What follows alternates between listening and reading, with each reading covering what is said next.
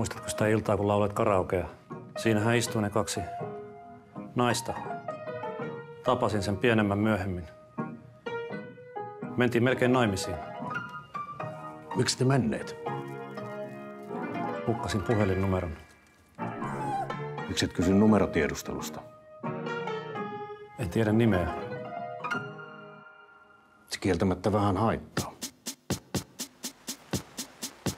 Olen vankina täällä ikuisesti, myös hautausmaata kiertävät aidat, kun päättyisi viimein maallinen pesti. Mut syvempään kuitenkin maahan vain kaivat, pidän sinusta, mutten itseäni siedä. En tarvitse muita, sinusta en tiedä, myönnän jos mä lähden. Sen teen vain itseni tähden.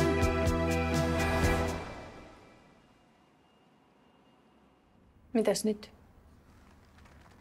Haluaisitko elokuviin?